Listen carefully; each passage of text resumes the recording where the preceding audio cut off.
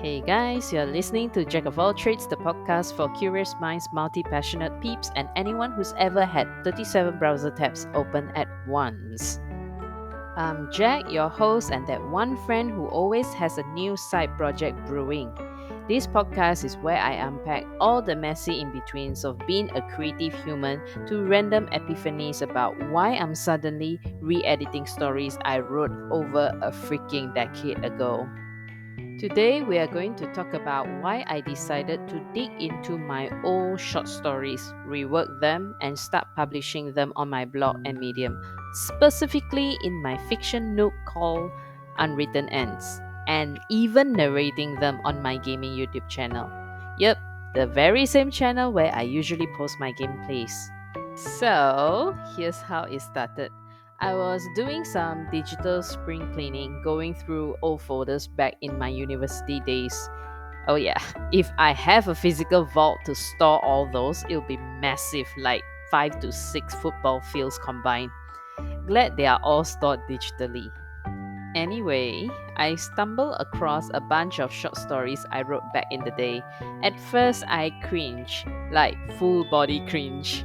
We are talking paragraphs that made zero sense, half baked stories without ending, and characters who suspiciously resemble people in my life.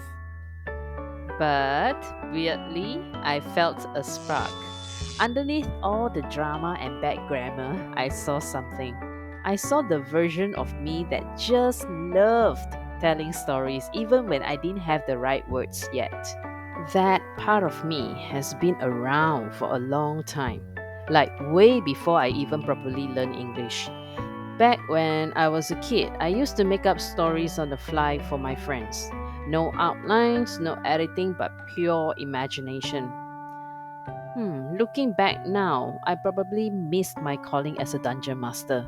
Maybe in an alternate timeline, I'm running a chaotic D&D campaign somewhere. I hope she's thriving.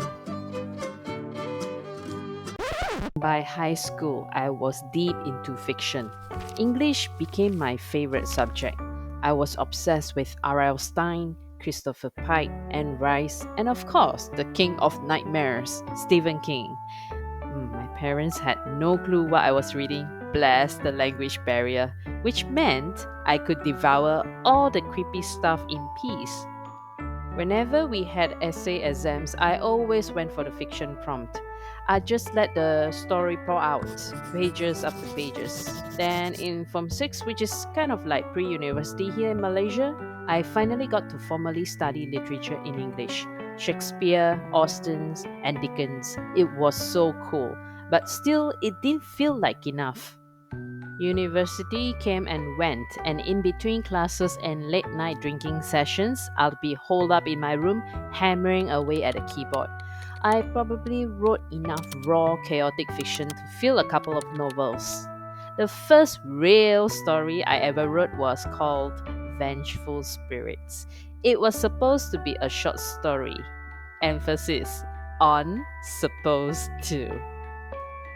I ended up with a cliffhanger and sent it to some friends over email. Their response, "So, what happens next? And when's part 2 coming out?" Which is hilarious because there wasn't supposed to be a part 2. That was the end. But because they kept asking, so I just kept writing. Next thing I knew, I had about 15,000 words. I didn't actually send the full story out to them. It's just for my own reading. Then life happened and I got busy, but that was the first time I realized stories take on a life of their own once you put them in front of people. They don't stay in your control anymore. And I kind of love that. Here's the thing though, I never published any of it, not a single one. Why? Let me count the excuses. I'm not a native English speaker.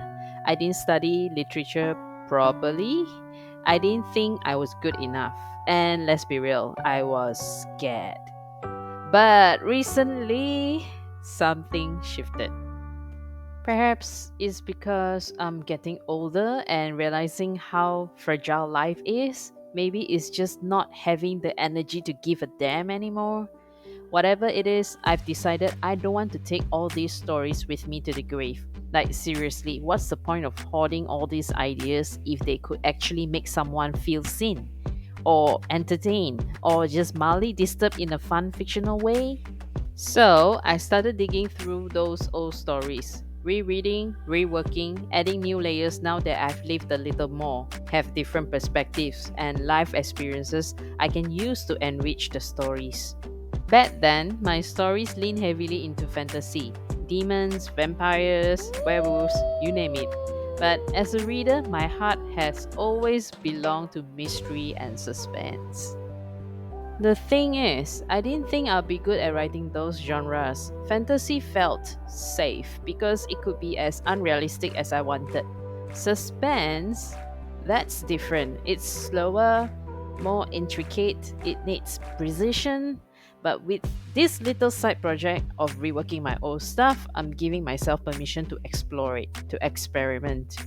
One thing I've realized, I love blending reality into my stories.